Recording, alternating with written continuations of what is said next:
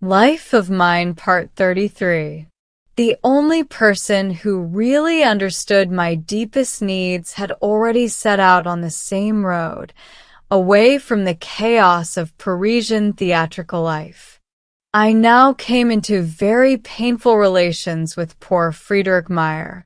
She wrote and told me of her recovery and requested me to visit her, because she felt it her duty to apologize to me for the trouble in which she had involved me.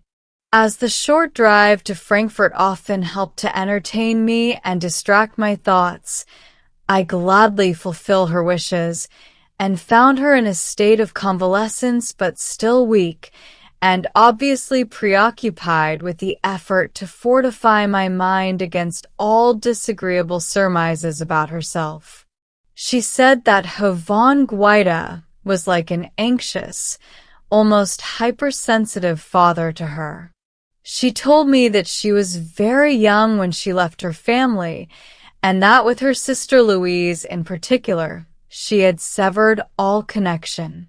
She had thus come quite friendless to Frankfurt, where the chance protection of her von Guida, a man of mature age, had been very welcome to her.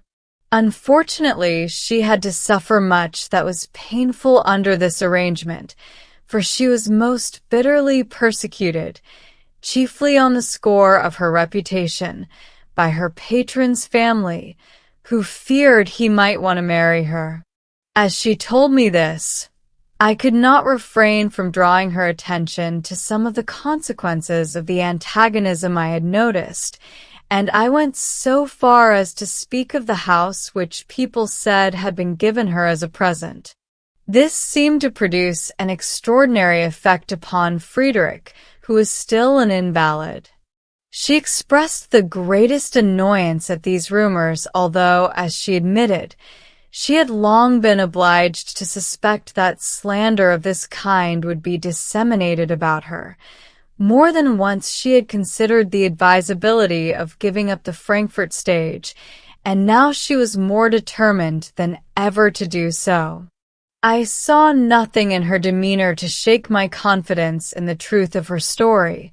Moreover, as her von Guida became more and more unintelligible to me both as a man and in the light of his incredible conduct on the occasion of Friedrich's illness, my attitude towards this highly gifted girl was henceforth unconditionally on the side of her interests, which were being prejudiced by an obvious injustice. To facilitate her recovery, I advised her, without delay, to take a long holiday for a tour on the Rhine. In accordance with the instructions conveyed to him by the Grand Duke, Edouard de Vriant now addressed me in reference to the appointed performance of Lohengrin in Karlsruhe under my superintendence. The angry and arrogant disgust expressed in his letter at my desire to see that Lohengrin was produced without cuts served admirably to expose to me the profound antipathy of this man whom I had once so blindly overestimated. He wrote that one of the first things he had done was to have a copy of the score made for the orchestra with the cuts, introduced by conductor Rietz for the Leipzig performance, and that it would consequently be a tiresome business to put back all the passages which I wished to have restored. He regarded my request in this particular as merely malicious. I now remembered that the only performance of Lohengrin, which had been taken off almost immediately on account of its complete failure, was the one in Leipzig produced by conductor Rietz. De Vriant, regarding Rietz as Mendelssohn's successor and the most solid musician of modern times, had concluded that this mutilation of my work was a suitable one for production in Karlsruhe. But I shuddered at the misguided light in which I had so long persisted in regarding this man. I informed him briefly of my indignation and of my decision to have nothing to do with Lohengrin in Karlsruhe. I also expressed my intention to make my excuses to the Grand Duke at a suitable time. Soon after this, I heard that Lohengrin was, after all, to be produced in Karlsruhe in the usual way, and that the newly wedded Schnorrs had been specially engaged for it. A great longing at last filled me to make the acquaintance of Schnorr and his achievements. Without announcing my intentions, I traveled to Karlsruhe, obtained a ticket through Kalawota, and, heedless of all else, went to the performance. In my published memoirs, I have described more accurately the impressions I received on this occasion, more particularly of Schnorr. I fell in love with him at once, and after the performance, I sent him a message to come and see me in my room at the hotel and have a little chat. I had heard so much of his delicate state of health that I was genuinely delighted to see him enter the room with a lively step and a look of joy in his eyes. Although it was late at night, and he had undergone a considerable strain, he met my anxiety to avoid all dissipation out of regard to his welfare, by willingly accepting my offer to celebrate our new acquaintance with a bottle of champagne. We spent the greater part of the night in the best of spirits, and among our discussions those on de Vriendt's character were especially instructive to me. I undertook to stay another day, so as to avail myself of an invitation to lunch with Schnorr and his wife. As by this lengthy stay in Karlsruhe I knew my presence would become known to the Grand Duke, I took advantage on the following day to inform him of my arrival, and he made an appointment to meet me in the afternoon. After talking at lunch to Frau Schnorr, in whom I had recognized a great and well-developed theatrical talent, and after making the most astonishing discoveries about de Vriendt's behavior in the Tristan affair, I had my interview at the Ducal Palace. It was marked by uneasiness on both sides. I openly stated my reasons for withdrawing my promise with regard to the Lohengrin performance, and also my unalterable conviction that a conspiracy to interfere with the production of Tristan originally proposed had been the work of de Vriendt. As de Vriendt, by his ingenious attitude, had led the Grand Duke to believe in his profound and genuinely solicitous friendship for me, my communications obviously pained the Grand Duke a great deal. Still, he seemed eager to assume that the matter turned on artistic differences of opinion between me and his theatrical manager, and in bidding me goodbye he expressed the hope of seeing these apparent misunderstandings give way to a satisfactory explanation. I replied with indifference that I did not think it likely I should ever come to an agreement with de Vriendt. The Grand Duke now gave vent to genuine indignation. He had not thought, he said, that I could so easily treat an old friend with such ingratitude. To meet the keenness of this reproach, I could at first only tender my apologies for not having expressed my decision with the emphasis he had a right to expect, but as the Grand Duke had taken this matter so seriously, and had thereby seemed to justify me in expressing my real opinion of this supposed friend with equal seriousness, I was bound, with all the earnestness at my command, to assure him that I did not wish to have anything more to do with de Vriendt. At this the Grand Duke told me, with renewed gentleness, that he declined to regard my assurance as irrevocable, for it lay in his power to propitiate me by other means. I took my departure with an expression of serious regret that I could not help regarding as fruitless any effort made in the direction contemplated by my patron. Later on I ascertained that de Vriendt, who, of course, was informed by the Grand Duke of what had taken place, looked upon my behavior as an attempt on my part to ruin and supplant him. The Grand Duke had not abandoned his desire to arrange for the performance of a concert consisting of selections from my most recent works. De Vriend had afterwards to write to me again in his official capacity on this subject. In his letter, he took occasion to make it clear that he regarded himself as victorious over the intrigues I had practiced against him, assuring me at the same time that his distinguished patron nevertheless wished to carry out the concert in question, as from his lofty point of view, he knew very well how to distinguish the art from the artist. My answer was a simple refusal. I had many a conversation with the Schnorrs over the episode, and I made an arrangement with them to visit me soon in Biebrich. I returned there now, to be in time for Bülow's visit, of which I had already been informed. He arrived at the beginning of July to look for lodgings for himself and Cosima, who followed 2 days later. We were immensely pleased to meet again, and utilized the occasion to make excursions of all sorts for the benefit of our health in the pleasant Rheingau country. We took our meals together regularly in the public dining room of the Europäischer Hof, where the Schnorrs also came to stay, and we were generally as merry as possible. In the evening we had music in my rooms. Alwine from Man, on her way through Biebrich, also came to the reading of the Meistersinger. All present seemed to be struck with surprise on hearing my latest libretto, and especially by the vernacular gaiety of the style, of which until now I had not availed myself.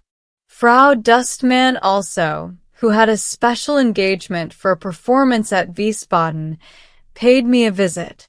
Unfortunately, I noticed in her a lively antipathy to her sister Friedrich, a fact which, among others, strengthened my conviction that it was high time for Friedrich to dissociate herself from all ties in Frankfurt.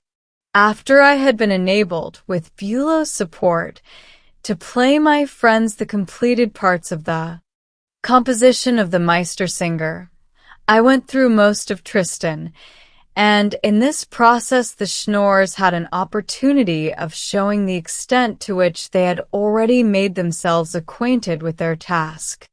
I found that both were a good deal lacking in clearness of enunciation. The summer now brought more visitors into our neighborhood, and amongst them several of my acquaintances. David, the Leipzig concert director, called on me with his young pupil, August Wilhelmj, the son of a Wiesbaden lawyer. We now had music in the true sense of the word, and conductor Alois Schmidt from Schwerin contributed an odd share by performing what he called a worthless old composition of his. One evening we had a crowded party, the Schatz joining the rest of my friends, and both the Schnorrs delighted us keenly with a performance of the so-called love scene in the third act of Lohengrin. We were all deeply moved by the sudden apparition of Rockel in our common dining room at the hotel. He had been released from Waldheimer prison after 13 years. I was astounded to find absolutely no radical change in the appearance of my old acquaintance, except for the faded color of his hair. He himself explained this to me by observing that he had stepped out of something like a shell in which he had been ensconced for his own preservation. As we were deliberating about the field of activity on which he ought now to enter, I advised him to seek some useful employment in the service of a benevolent and liberal-minded man like the Grand Duke of Baden. He did not think he would succeed in any ministerial capacity, owing to his want of legal knowledge. On the other hand, he was eminently qualified to undertake the supervision of a house of correction, as he had obtained not only the most accurate information on this subject, but at the same time had noted what reforms were necessary. He went off to the German shooting competition taking place at Frankfurt. There, in recognition of his martyrdom and his unwavering conduct, he was accorded a flattering ovation, and he stayed in Frankfurt and its neighborhood for some time. Cassar Willig, a painter who had received a commission from Otto Wesendonck to paint my portrait at his expense, worried me and my intimate friends at this time.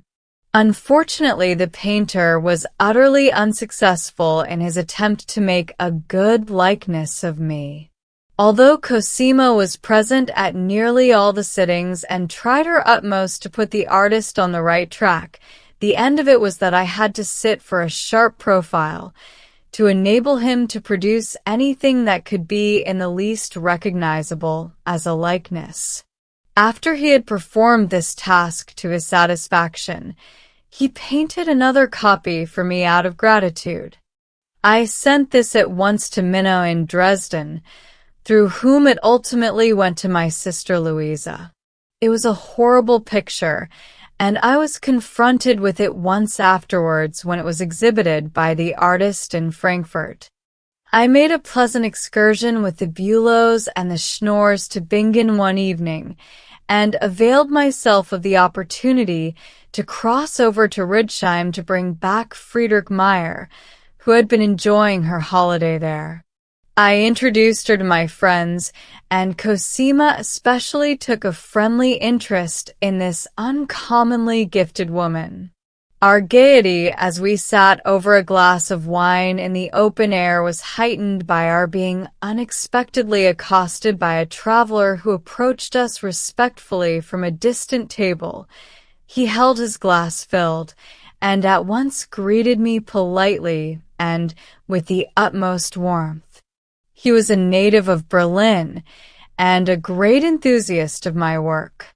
He spoke not only for himself, but also on behalf of two of his friends, who joined us at our table, and our good humor led us ultimately to champagne. A splendid evening with a wonderful moonrise shed its influence over the gladness of our spirits as we returned home late in the evening after this delightful excursion. When we visited Schlangenbad, where Allwine for Man was staying, in equally high spirits, our reckless humor beguiled us into making an even longer excursion to Rolandseck. We made our first halt at Remagen, where we visited the handsome church in which a young monk was preaching to an immense crowd, and we afterwards lunched in a garden on the bank of the Rhine. We remained that night in Rolandseck, and next morning we went up the Drachenfels. In connection with this ascent, an adventure happened which had a merry sequel. On the return journey, after getting out of the train at the railway station and crossing the Rhine, I missed my letter case containing a note for 200 marks. It had slipped out of my overcoat pocket.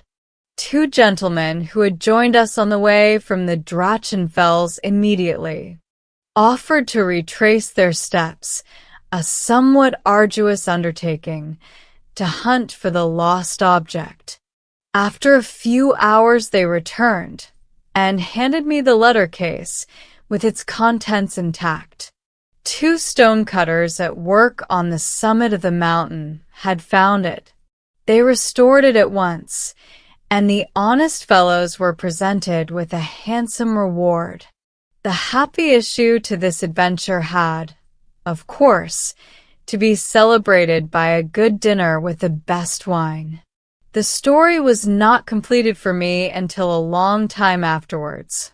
In 1873, on my entering a restaurant in Cologne, the host introduced himself to me as the man who, 11 years previously, had catered for us at the Inn on the Rhine, and had changed that very 200-mark note for me. He then told me what had happened to that note. An Englishman, to whom he had related the adventure of the note on the same day, offered to buy it from him for double its value. The host declined any such transaction, but allowed the Englishman to have the note on the promise of the latter to stand champagne to all those present at the time. The promise was fulfilled to the letter. An invitation to Osthofen from the Weisheimer family was the origin of a less satisfactory excursion than the one described above. We put up there for one night after being compelled on the previous day to take part at all hours in the frolics of a peasant wedding feast which was simply interminable. Cosima was the only one who managed to keep in a good temper throughout the proceedings. I supported her to the best of my abilities. But Bülow's depression, which had increased during the preceding days, grew deeper and deeper, was aggravated by every possible incident, until at last it developed into an outbreak of fury. We tried to console ourselves with the reflection that a similar infliction could never again fall to our lot. The following day, while I was preparing for my departure and brooding over other sources of dissatisfaction at my position, Cosima induced Hans to continue the journey as far as Worms in the hope of finding something refreshing and cheering in a visit to the ancient cathedral there, and from that place they followed me later to Biebrich. One little adventure we had at the gaming table at Wiesbaden still lingers in my memory. Within the last few days I had received a royalty of 20 Louis d'or from the theatre for an opera. Not knowing what to do with so small a sum, as my situation on the whole was growing worse and worse, I ventured to ask Cosima to risk half the sum at roulette in our joint interest. I observed with astonishment how, without even the smallest knowledge of the game, she staked one gold piece after another on the table, throwing it down so that it never definitely covered any particular number or color. In this way it gradually disappeared behind the croupier's rake. I grew alarmed, and hurriedly went to another table in the hope of counteracting the effect of Cosima's unguided and misguided efforts. In this very economical pursuit luck befriended me so substantially that I at once recovered the 10 Louis d'or which my fair friend had lost at the other table. This soon put us into a very merry mood. Less cheering than this adventure was our visit to a performance of Lohengrin in Wiesbaden.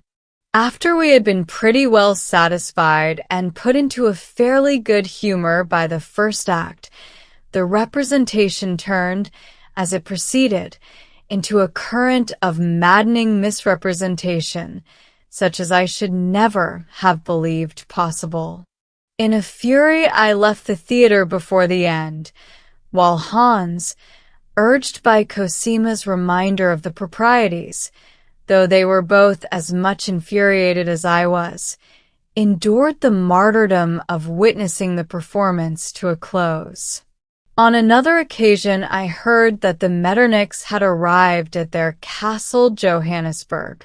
Still preoccupied with my main anxiety to obtain a peaceful domicile in which to conclude the Meistersinger, I kept an eye on this castle, which was generally unoccupied, and announced my intention of calling on the prince. An invitation soon followed, and the Bülows accompanied me to the railway station.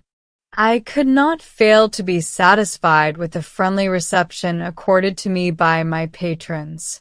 They, too, had been considering the question of finding a temporary resting place for me in the Johannesburg castle, and found they could give me a small flat in the house of the keeper of the castle for my sole use, only they drew my attention to the difficulty of obtaining my board. The prince, however, had busied himself more actively with another matter, that of creating a permanent position for me in Vienna. He said that on his next day in Vienna, he would have a discussion about my affairs with Schmerling the minister, whom he thought it was most suitable to consult on such a matter.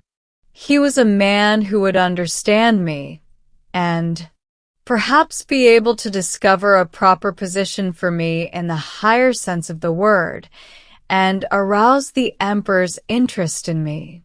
If I went to Vienna again, I was simply to call on Schmerling, and he would receive me as a matter of course on account of the prince's introduction. As the result of an invitation to the ducal court, the Metternichs had repaired without loss of time to Wiesbaden, to which city I accompanied them, and again fell in with the Bülows. Schnorr had left us after a fortnight's stay, and now the time had also come for the Bülows to depart. I accompanied them as far as Frankfurt, where we spent 2 more days together to see a performance of Goethe's Tasso. Liszt's symphonic poem Tasso was to precede the play. It was with odd feelings that we witnessed this performance. Friedrich Meyer as the princess and Herr Schneider as Tasso appealed to us greatly, but Hans could not get over the shameful execution of Liszt's work by the conductor, Ignaz Lachner. Before going to the theater, Friedrich gave us a luncheon at the restaurant in the Botanical Gardens. In the end, the mysterious Yvonne Guida also joined us there. We now noticed with astonishment that all further conversation was carried on between them as a duologue, which was quite unintelligible to us. All that we could make out was the furious jealousy of Yvonne Guida and Friedrich's witty, scornful defense. But the excited man became more composed when he suggested I should arrange for a performance of Lohengrin in Frankfurt under my own direction. I was favorably disposed to the suggestion, as I saw in it an opportunity for another meeting with the Bülows and the Schnorrs. The Bülows promised to come, and I invited the Schnorrs to be in the cast. This time we could take leave of one another cheerfully, although the increasing and often excessive ill humor of poor Hans had drawn many an involuntary sigh from me. He seemed to be in perpetual torment. On the other hand, Cosima appeared to have lost the shyness she had evinced towards me when I visited Reichenhall in the previous year, and a very friendly manner had taken its place. While I was singing Wotan's Abschied, to my friends I noticed the same expression on Cosima's face as I had seen on it. To my astonishment, in Zurich on a similar occasion, only the ecstasy of it was transfigured into something higher. Everything connected with this was shrouded in silence and mystery, but the belief that she belonged to me grew to such certainty in my mind that when I was under the influence of more than ordinary excitement, my conduct betrayed the most reckless gaiety. As I was accompanying Cosima to the hotel across a public square, I suddenly suggested she should sit in an empty wheelbarrow which stood in the street, so that I might will her to the hotel. She assented in an instant. My astonishment was so great that I felt all my courage desert me and was unable to carry out my mad project. On returning to Biebrich, I was at once confronted with grave difficulties, for Schott, after keeping me some time in suspense, now definitely refused to pay me any further subsidies. The advances I had already received from my publisher had, it is true, until quite recently, served to defray all my expenses since leaving Vienna, including my wife's removal to Dresden and my own migration to Biebrich, by way of Paris, where I had to satisfy more than one lurking creditor. But in spite of these initial difficulties, which, I suppose, took about half the money I was to have for the Meistersinger by agreement, I had counted upon finishing my work in peace with the remainder of the sum stipulated.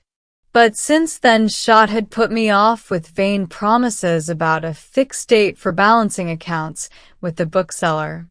I had already been put to great straits, and now everything seemed to depend on my being able to hand over a complete act of the Meistersinger to Schott quickly. I had got as far as the scene where Pohner is about to introduce Walther von Stalzing to the Meistersingers, when about the middle of August, while Beulah was still there, an accident occurred which, though slight in itself, made me incapable of writing for 2 whole months. My surly host kept a bulldog named Leo chained up, and neglected him so cruelly that it excited my constant sympathy. I therefore tried one day to have him freed from vermin, and held his head myself, so that the servant who was doing it should not be frightened. Although the dog had learned to trust me thoroughly, he snapped at me once involuntarily, and bit me apparently very slightly in the upper joint of my right-hand thumb. There was no wound visible, but it was soon evident that the periosteum had become inflamed from the contusion. As the pain increased more and more with the use of the thumb, I was ordered to do no writing until my hand was quite healed. If my plight was not quite so terrible as the newspapers which announced that I had been bitten by a mad dog made out, it was still conducive to serious reflection on human frailty.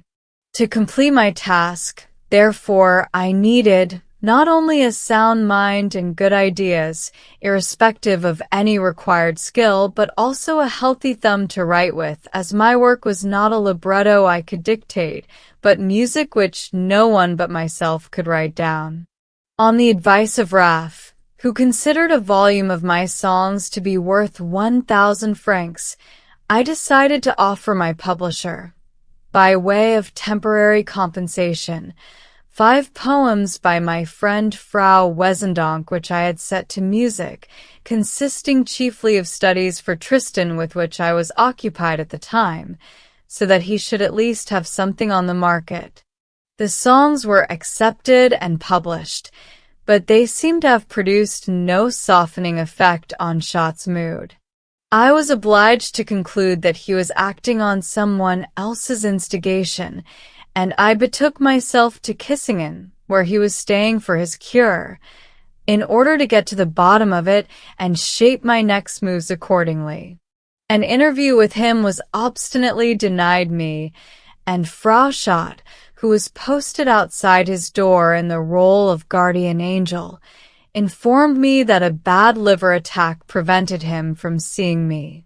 I now realized my position with regard to him. For the moment I drew on young Weisheimer for some money, which he gave me most willingly, supported as he was by a wealthy father, and then set to work to consider what I could do next.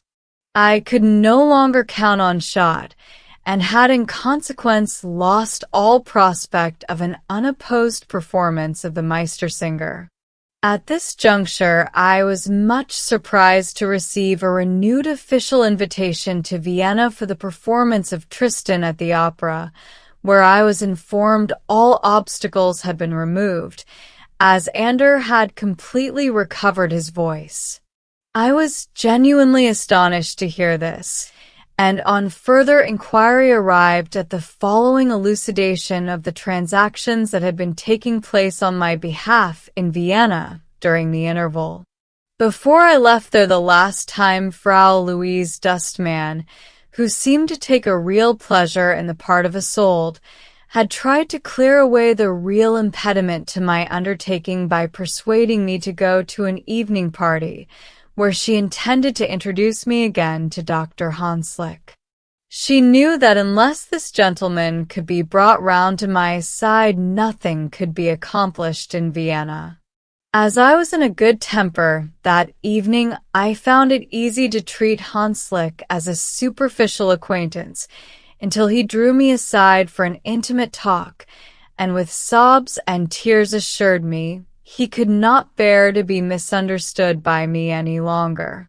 The blame for anything that might have been extraordinary in his judgment of me was to be laid, not on any malicious intention, but solely on the narrow-mindedness of an individual who desired nothing more ardently than to learn from me how to widen the boundaries of his knowledge. All this was said in such a burst of emotion that I could do nothing but soothe his grief and promise him my unreserved sympathy with his work and future. Just before leaving Vienna, I actually heard that Hanslick had launched forth into unmeasured praise of myself and my amiability.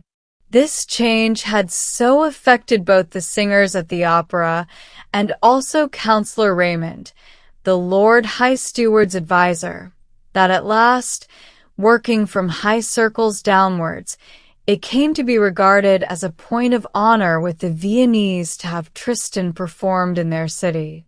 Hence my summons. I heard at the same time from young Weisheimer, who had Baedeken himself to Leipzig, that he was sure he could arrange a good concert there if I could assist him by conducting my new prelude to the Meistersinger as well as the Tannhauser overture. He believed it would make so great a sensation that the probable sale of all the tickets would enable him to place a not inconsiderable sum at my disposal after the bare expenses had been deducted. In addition to this, I could hardly go back on my promise to Yvonne Guida with respect to a performance of Lohengrin at Frankfurt, although the Schnorrs had been obliged to decline to take part in it. After weighing all these offers, I decided to put the Meistersinger aside and try to earn enough by enterprises abroad to enable me in the following spring to take up and finish my interrupted work on the spot, unaffected by Schott's humors. I therefore decided at all costs to keep on the house at Biebrich, which I really liked. Minna, on the other hand, had been pressing me to send some of the furniture which I had kept, to complete her own establishment at Dresden, namely, my bed and a few other things to which I was accustomed, so that when I went to see her, she said, I should find everything in proper order. I did not want to act contrary to the established fiction which was to make the parting for me easier for her. I therefore sent her what she wanted, and bought new furniture for my home on the Rhine with the assistance of a Wiesbaden manufacturer, who allowed me fairly long credit. At the end of September, I went to Frankfurt for a week to take over the rehearsals of Lohengrin. Here again, I went through the same experience as I had so often done before. I no sooner came into contact with the members of the opera company than I felt a desire to throw up the undertaking on the spot. Then the general consternation and the entreaties that I would persevere caused a reaction, under the influence of which I held out until I at last became interested in certain things for their own sake, and quite apart from any consideration of the wretched singers. The things that pleased me were the effect of an uncurtailed performance and the employment of correct tempi and correct staging. Yet I suppose Friedrich Meyer was the only one who completely realized these effects. The usual animation of the audience was not lacking, but I was told later on that the subsequent performances fell off, so that the opera had to be curtailed in the old way to keep it going. They were conducted by Ignaz Lachner of Frankfurt, a smart, sleek man, but a wretchedly bad, muddle-headed conductor. I was the more prostrated by the effect of all this because even the Bülows had failed to pay me their expected visit. Cosima, as I was now informed, had passed me by in haste on her way to Paris to offer her support for a short time to her grandmother, who was suffering from a tedious illness and had now received a most painful blow by the news of the death of Blondine after her confinement, which had taken place at St. Tropez. I now shut myself up for some time in my house at Biebrich, the weather having suddenly turned cold, and prevailed on my thumb to prove itself capable of writing down the instrumentation of some extracts for immediate concert purposes from the Meistersinger, which was now complete. I sent the prelude to Weissheimer at once to be copied at Leipzig, and also set the Versammlung der Meistersinger and Poner's Anried for orchestra. By the end of October, I was at last ready to start on my journey to Leipzig, in the course of which I was induced in a strange way to enter the Wartburg once more. I had alighted for a few minutes at Eisenach, and the train had just begun to move as I was hurriedly trying to catch it.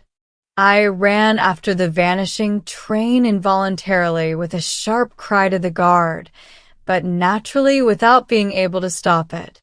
A considerable crowd, which had gathered on the station to watch the departure of a prince, thereupon broke into loud outbursts of laughter, and when I said to them, "I suppose you are glad that this happened to me?" they replied, "Yes, it was very funny." On this incident, I based my axiom that you can please the German public by your misfortunes if, by nothing else. As there was no other train to Leipzig for 5 hours, I telegraphed to my brother-in-law, Hermann Brockhaus, whom I had asked to put me up, telling him of my delay, and allowed a man who introduced himself as a guide to persuade me to visit the Wartburg. There I saw the partial restoration made by the Grand Duke, and also the hall containing Schwind's pictures, to all of which I was quite indifferent. I then turned into the restaurant of the showplace of Eisenach, and found several women there engaged in knitting stockings. The Grand Duke of Weimar assured me some time afterwards that Tannhauser enjoyed great popularity throughout the whole of Thuringia down to the lowest peasant boy, but neither the host nor my guide seemed to know anything about it. However, I signed the visitor's book with my full name and described in it the pleasant greeting I had received at the station, though I have never heard that anyone noticed it. Hermann Brockhaus, who had aged rather and grown stout, gave me a most cheerful reception when I arrived, late at night at Leipzig. He took me to his house, where I found Ottilie and her family, and was installed in comfort. We had much to talk about, and my brother-in-law's remarkably good-natured way of entering into our conversation often kept us up fascinated until all hours of the morning. My connection with Weissheimer, a young and quite unknown composer, aroused some misgivings. His concert program was in fact filled with a great number of his own compositions, including a symphonic, a poem just completed, entitled Der Ritter Tagenbogen. I should probably have raised a protest against carrying out this program in its entirety had I attended the rehearsals in an undisturbed frame of mind, but it so happened that the hours I spent in the concert room proved to be among the most intimate and pleasant recollections of my life, for there I met the Bülows again. Hans seemed to have felt it his duty to join me in celebrating Weissheimer's debut, his contribution being a new pianoforte concerto by Liszt. To enter the old familiar hall of the Gewandhaus at Leipzig was enough in itself to cause me an uneasy feeling of depression, which was increased by my reception by the members of the orchestra of whose estrangement I was keenly conscious and to whom I had to introduce myself as an entire stranger. But I felt myself suddenly transported when I discovered Cosima sitting in a corner of the hall, in deep mourning and very pale, but smiling cheerfully at me. She had returned shortly before from Paris, where her grandmother now lay hopelessly bedridden, filled with grief at the inexplicably sudden death of her sister, and she now seemed, even to my eyes, to be leaving another world to approach me. Our emotions were so genuinely deep and sincere that only an unconditional surrender to the enjoyment of meeting again could bridge the chasm. All the incidents of the rehearsal affected us like a magic lantern show of peculiarly enlivening character, at which we looked on like merry children. Hans, who was in an equally happy mood, for we all seemed to each other to be embarked on some quixotic adventure, called my attention to Brendel, who was sitting not far from us, and seemed to be expecting me to recognize him. I found it entertaining to prolong this suspense thus occasioned, by pretending not to know him, whereat, as it appears, the poor man was much offended. Recalling my unjust behavior on this occasion, I therefore made a point of alluding specially to Brendel's services when speaking in public some time afterwards on Judaism and music, by way of atonement, as it were, to this man, who had died in the meantime. The arrival of Alexander Ritter with my niece Francisca helped to enliven us. My niece, indeed, found constant entertainment and excitement in the enormity of Weissheimer's compositions, while Ritter, who was acquainted with the text of my Meistersinger, described a highly unintelligible melody given to the basses in Ritter Tagebuch as the lonely gormandizer mode. Our good humor might have failed us in the end, however, had we not been refreshed and uplifted by the happy effect which the prelude to the Meistersinger, which had at last been successfully rehearsed, and Bülow's glorious rendering of Liszt's new work produced. The actual concert itself gave a final ghostly touch to an adventure to which we had looked forward so contentedly till then. To Weissheimer's horror, the Leipzig public stayed away en masse, in response apparently to a sign from the leaders of the regular subscription concerts. I have never seen any place so empty on an occasion of this sort. Besides the members of my family, among whom my sister Ottilie was conspicuous in a very eccentric cap, there was no one to be seen but a few visitors, who had come into town for the occasion, occupying one or two benches.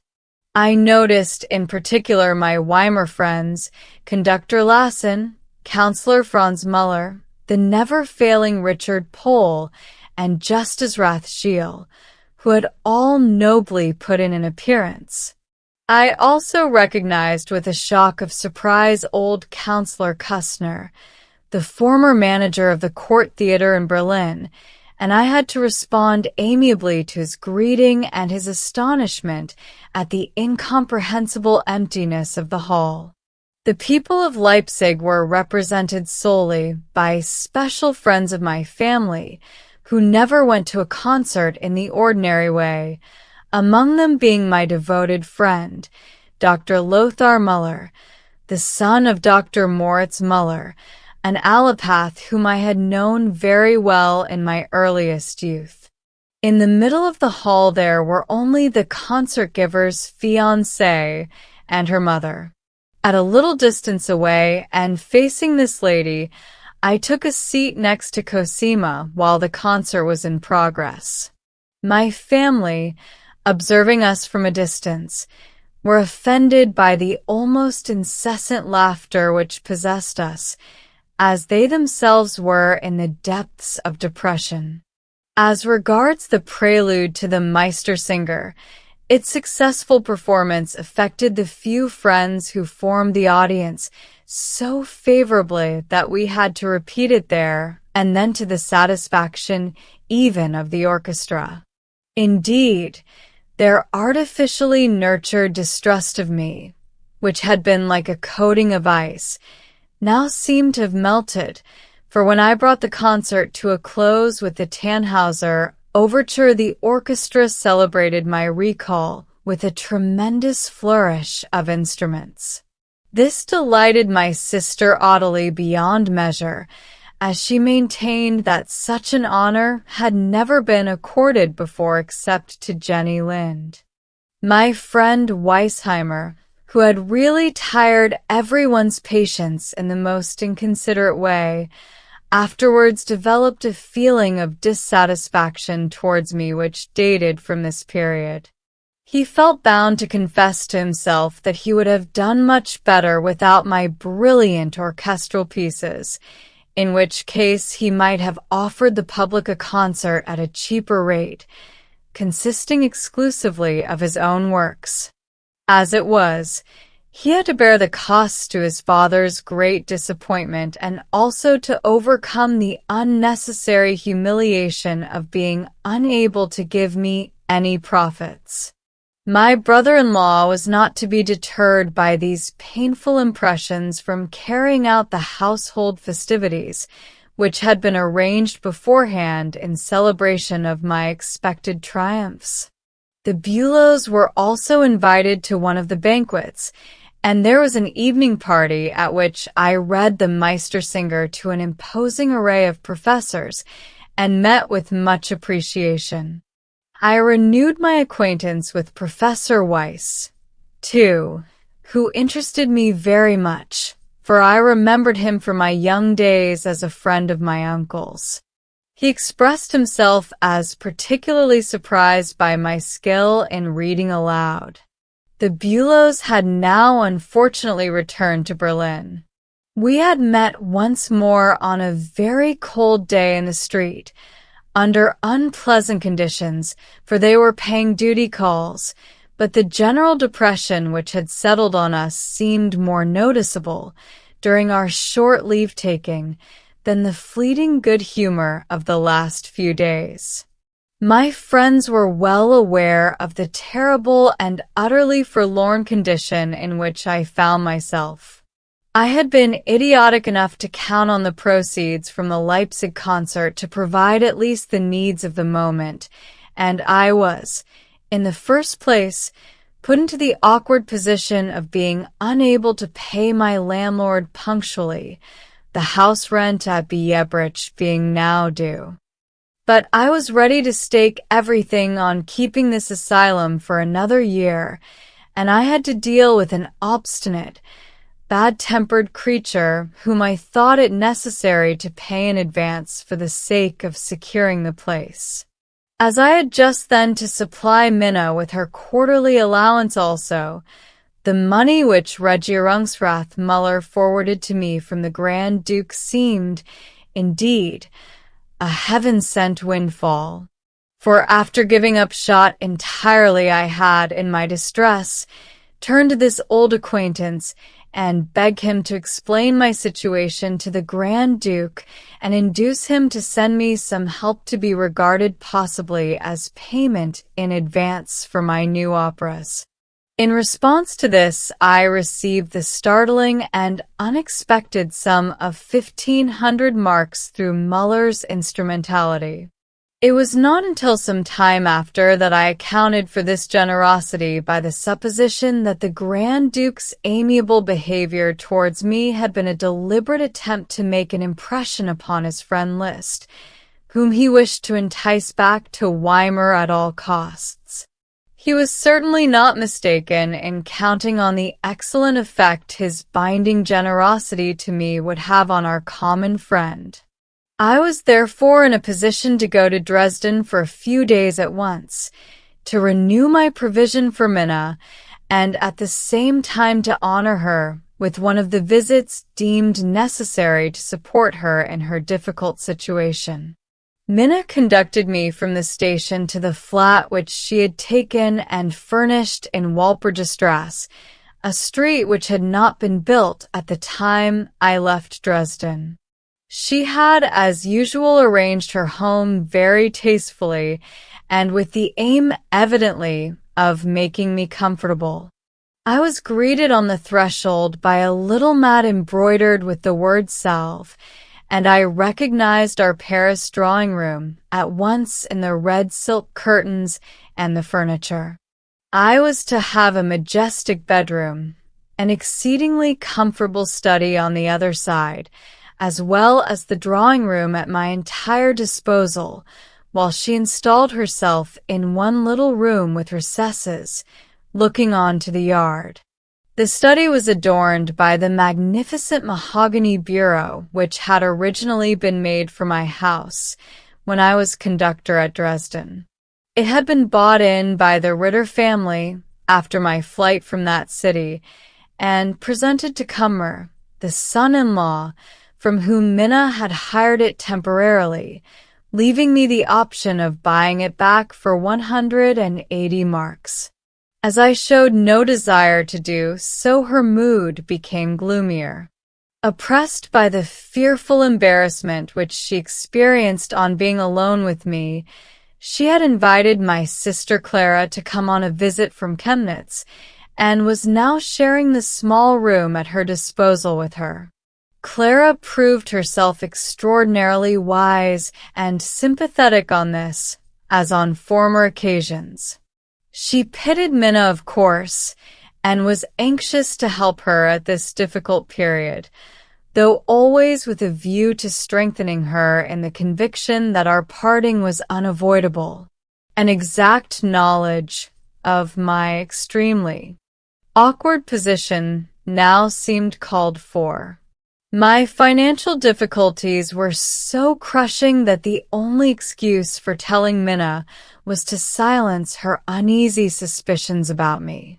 I did, however, succeed in avoiding all explanations with her the more easily as my meetings with Fritz Brockhaus and his family, including the married daughter Clara Kessinger, the Pusinellis, old Heine, and lastly the two Schnorrs, provided a pretext for our spending most of the time in the society of others. I filled the mornings by making calls, and it was when I set out to pay my respects and thanks to Minister Barr for my amnesty that I trod the familiar streets of Dresden again. My first impression was one of extraordinary boredom and emptiness, for I had last seen them filled with barricades, in which fantastic condition they had looked so unusually interesting. I did not see a single familiar face on the way. Even the glover, whom I had always patronized and whose shop I now had occasion to revisit, did not seem to know me, until an oldish man rushed across the street to me and greeted me with great excitement and tears in his eyes. It turned out to be Karl Kummer of the court orchestra, looking much older, the most inspired oboist I ever met. I had taken him almost tenderly to my heart on account of his playing, and we embraced joyfully.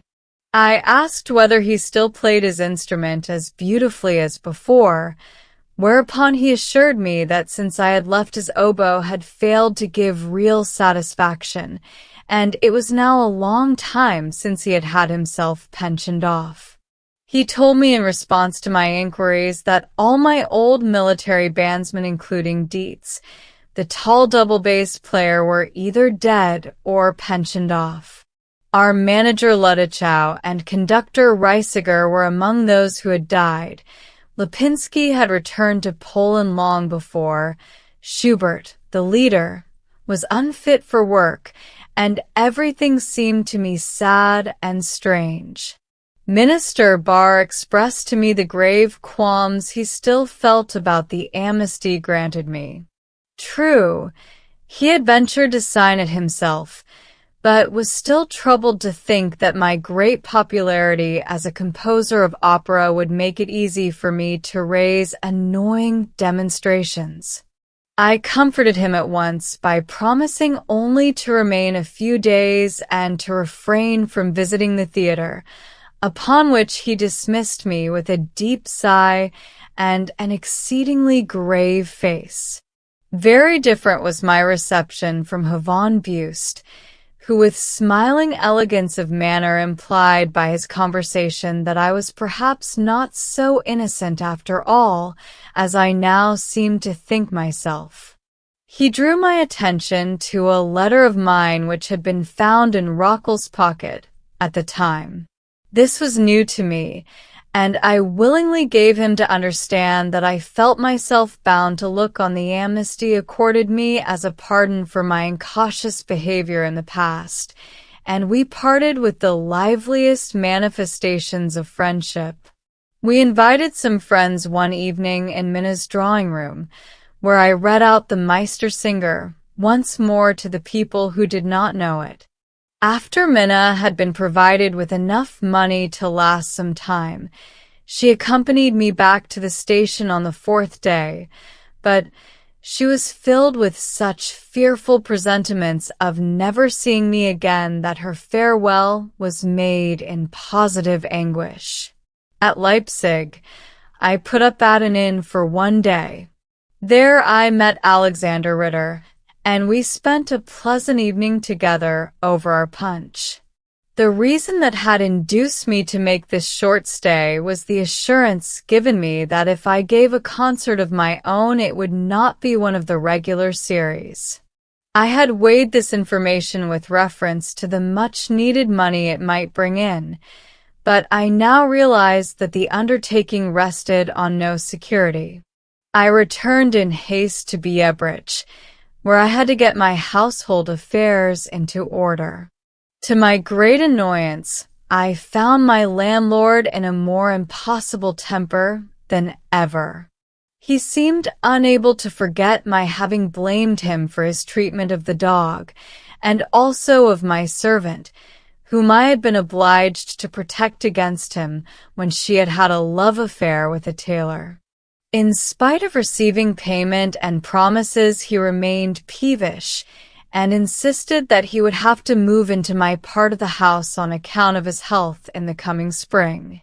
So while I forced him, by paying advance, to leave my household goods untouched until Easter at least, I went about trying to find a suitable house for the following year, visiting various places in the Rheingau under the guidance of Dr. Schuler and Mathilde Meyer. I had no success, however, the time being so short, but my friends promised to search untiringly for what I wanted. At Mainz I met Friedrich Meyer again. Her situation in Frankfurt seemed to have grown more and more difficult. When she heard that I had turned away Yvonne Guaida's manager, who had been sent to Biebrich with instructions to pay me 15 Louis d'Or for conducting Lohengrin, she upheld my action strongly. As for herself, she had broken with that gentleman entirely, insisting on being released from her contract, and was now about to enter upon a special engagement at the Berg Theatre. She won my sympathy once more by her conduct and determination, which I had to consider as a powerful refutation of the calumnies brought up against her. As I too was in the act of starting for Vienna, she was glad to be able to make part of the journey in my company. She proposed to stop a day at Nuremberg, where I could pick her up for the next stage of the journey. This we did, and arrived in Vienna together, where my friend went to Hotel Munch, while I chose the Kaiserin Elizabeth, where I now felt at home. This was on the 15th of November. I went to see conductor Esser at once, and heard from him that Tristan was really being studied vigorously. With Frau Dustman, on the other hand, I became immediately involved in very unpleasant disagreements through my relation to her sister Friedrich, which it was easy to misunderstand. It was impossible to make her see how things really stood. In her eyes, her sister was involved in a liaison and had been cast off by her family, so that her arrival in Vienna was compromising to them. In addition to this, Friedrich's own condition soon caused me the greatest anxiety. She had made an engagement to appear 3 times at the Berg Theater without considering that just then she was not likely to make a good appearance on the stage, particularly before the Viennese public. Her serious illness, the recovery from which had been attended by the most exciting circumstances, had disfigured her and made her very thin. She had also gone almost entirely bald, but nevertheless persisted in her great objection to wearing a wig. Her sister's hostility had estranged her colleagues at the theater, and as a result of all this, and also on account of her unfortunate choice of a role, her appearance was a failure. There could be no question of her being taken on at that theater.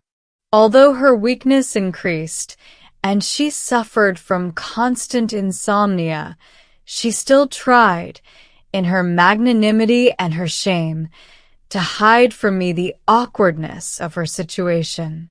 She went to a cheaper inn, the Stadt Frankfurt, where she intended to wait and see the result of sparing her nerves as far as possible. She seemed to be in no embarrassment as far as money was concerned, but at my request consulted Standhartner, who did not seem to know how to help her much. As open-air exercise had been strongly recommended, and as the weather was at present bitterly cold from the end of November to the beginning of December, I hit on the idea of advising her to go to Venice for a prolonged stay. Once again, there seemed no lack of means, and she followed my advice. One icy morning I accompanied her to the station, and there for the present I left her, as I hoped, to a kinder fate. She had a faithful maid with her, and I soon had the satisfaction of receiving reassuring accounts of her health, especially from Venice. While my relations with her had brought me troublesome complications, I still kept up my old Viennese acquaintances. A curious incident occurred at the very beginning of my visit. I had to read the Meistersinger aloud to the Standhartner family, as I had done everywhere else. As Dr. Hanslick was now supposed to be well disposed towards me, it was considered the right thing to invite him too. We noticed that as the reading proceeded, the dangerous critic became more and more pale and depressed, and it was remarked by everyone that it was impossible to persuade him to stay on at the close, but that he took his leave there, and then in an unmistakably vexed manner. My friends all agreed in thinking that Hanslick looked on the whole libretto as a lampoon aimed at himself, and had felt an invitation to the reading to be an insult. And undoubtedly the critic's attitude towards me underwent a very remarkable change from that evening.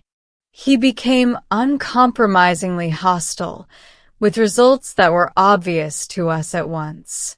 Cornelius and Tausig had again been to see me, but I had to work off my resentment against them both for the fit of real ill humor their behavior had caused me in the previous summer. This had happened when I expected the Bülows and the Schnorrs to stay with me together at Biebrich, and my warm interest in these two young friends, Cornelius and Tausig, led me to invite them too. I received Cornelius's acceptance immediately, and was the more surprised to get a letter from Geneva, whither Tausig, who appeared to have funds at his disposal all of a sudden, had carried him off on a summer excursion, no doubt of a more important and pleasanter nature. Without the least mention of any regret at not being able to meet me that summer, they simply announced to me that a glorious cigar had just been smoked to my health. And now, when I met them again in Vienna, I found it impossible to refrain from pointing out to them the insulting nature of their behavior, but they seemed unable to understand how I could object to their preferring the beautiful tour into French Switzerland to paying me a visit at Biebrich. I was obviously a tyrant to them. Besides this, I thought Tausig's curious conduct at my hotel suspicious. I was told that he took his meals in the downstairs restaurant, after which he climbed up past my floor to the 4th story to pay long visits to Countess Krakow. When I asked him about it, and learned that the lady in question was also a friend of Cosima's, I expressed my surprise at his not introducing me. He continued to evade this suggestion with singularly vague phrases, and when I ventured to tease him by the supposition of a love affair, he said there could be no question of such a thing, as the lady was old. So I let him alone, but the amazement which his peculiar behavior then caused me was intensified some years later, when I at last learned to know Countess Krakow very well, and was assured of her deep interest in me. It seemed that she had desired nothing more than to make my acquaintance also at that time, but that Tausig had always refused to find an opportunity, and had made the excuse that I did not care about women's society. But we eventually resumed our lively and sociable habits, when I began seriously to carry out my project of giving concerts in Vienna. Although the piano rehearsals for the principal solo parts of Tristan had been put in hand diligently, I had left them to conductor Esser, who took them zealously in hand. My mistrust as to the real success of these studies was unshaken, and the point which I doubted most was not so much the capabilities of the singers as their goodwill. Moreover, Frau Dussmann's absurd behavior disgusted me on my frequent attendance at the rehearsals. On the other hand, I now set my hopes on making a good impression, on the score of novelty alone, by performing selections from my own works still unknown to the Viennese public. In this way I could show my secret enemies that there were other means open to me of bringing my more recent compositions before the public than by the medium of the stage, where they could so easily stop me. For all the practical details of the performance, Tausig now proved himself particularly useful. We agreed to hire the theater on the Wien for 3 evenings, the idea being to give one concert at the end of December and to repeat the experiment twice after a week's interval. The first thing was to copy out the orchestral parts from the sections which I cut out for my scores for the concert. There were 2 selections from Rheingold and 2 from the Walküre and the Meistersinger, but I kept back the prelude to Tristan for the present, so as not to clash with the performance of the whole work at the opera, which was still being advertised. Cornelius and Tausig, with some assistant copyists, now started on the work, which could only be carried out by experienced score readers if it was to be done correctly. They were joined by Weisheimer, who had arrived in Vienna, having in the end decided to come to the concert. Tausig also mentioned Brahms to me, recommending him as a very good fellow, who, although he was so famous himself, would willingly take over a part of their work, and a selection from the Meistersinger was accordingly allotted to him. And, indeed, Brahms's behavior proved unassuming and good-natured, but he showed little vivacity and was often hardly noticed at our gatherings.